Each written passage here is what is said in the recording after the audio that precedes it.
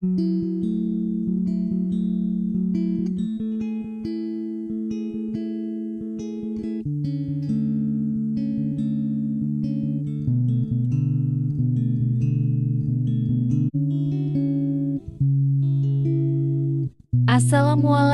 warahmatullahi wabarakatuh.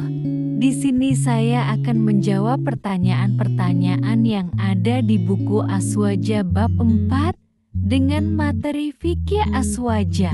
Soal yang pertama, apa yang dimaksud dengan mazhab dan jelaskan hukum bermazhab bagi orang awam, mujtahid, dan ulama yang belum mencapai derajat mujtahid.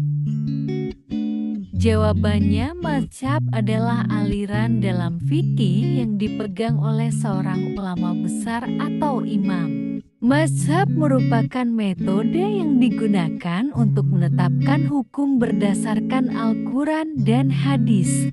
Hukum bermazhab bagi orang awam, mujtahid, dan ulama yang belum mencapai derajat mujtahid adalah orang awam.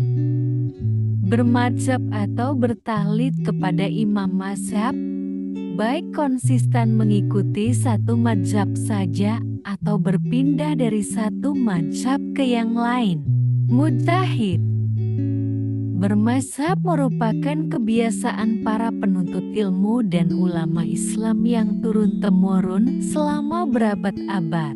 Ulama yang belum mencapai derajat mujtahid bermadzhab atau bertaklid kepada imam mazhab. Soal yang kedua, mengapa kita harus mengikuti mazhabib al-arba'ah bukan mazhab selainnya? Jawabannya, umat Islam mengikuti mazhab al-arba'ah Hanafi, Maliki, Syafi'i, dan Hanbali karena mazhab tersebut merupakan metode untuk memahami dan mengamalkan ajaran Islam. Mazhab juga dapat menjaga kemurnian ajaran Islam. Alasan mengikuti mazhab al-arba'ah, para imam mazhab mujtahidun telah disepakati para ulama paling memiliki otoritas dalam menafsirkan Al-Quran dan Al-Sunnah. Cara berijtihad keempat mazhab mirip dengan 4 sahabat Khulafaur Rasyidin. Mazhab dapat membantu umat Islam memahami dan mengamalkan ajaran Islam sesuai dengan Al-Quran dan hadits Nabi Muhammad. Mazhab dapat membantu umat Islam mengetahui hukum suatu peristiwa yang dihadapi.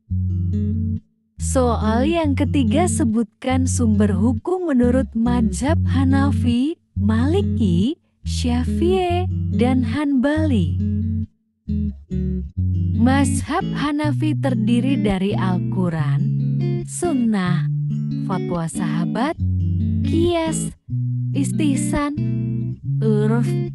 Mazhab Maliki terdiri dari Al-Quran, Sunnah, ijma, qiyas, qaul sahab, amal ahli Madinah, masyalih mursalah, istijab, syadud zlizariyah, syaruman kabalna. Mazhab Syafi'i terdiri dari Al-Quran, Sunnah, ijma, qiyas, dan mazhab Hanbali terdiri dari Al-Quran, hadis marfu, fatwa sahabat, hadis mursal, dan hadis dhaif dan qiyas.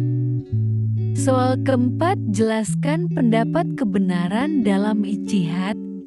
Jawabannya, dalam ijtihad, kebenaran didapatkan dengan menggunakan nalar untuk menemukan hukum atas masalah baru yang tidak tercantum dalam Al-Quran dan hadis.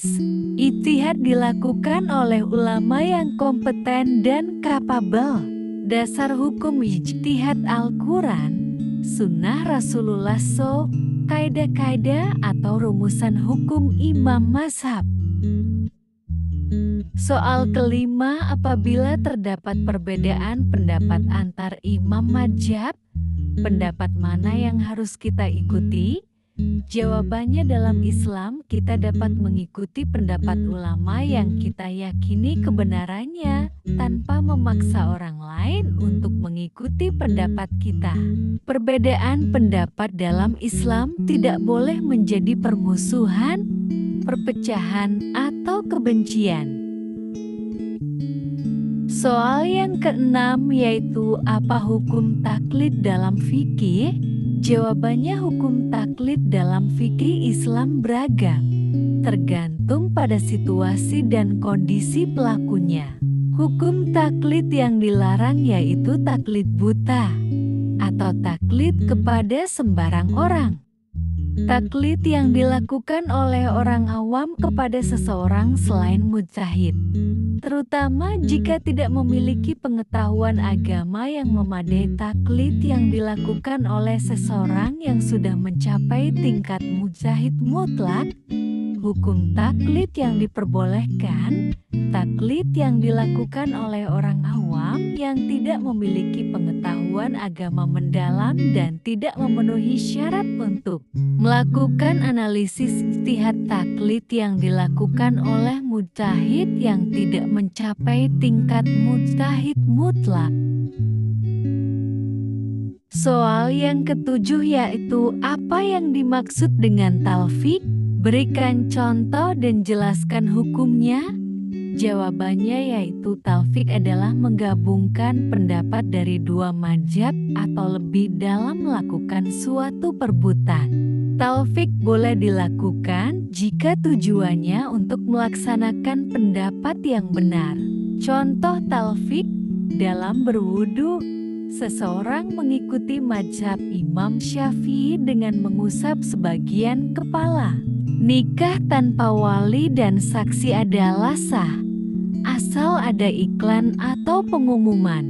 Hukum talfik boleh dilakukan jika tujuannya untuk melaksanakan pendapat yang paling benar. Dilarang jika tujuannya untuk mencari yang ringan-ringan saja. Dilarang jika motifnya negatif, yakni mempermainkan agama atau memfasilitasi agama.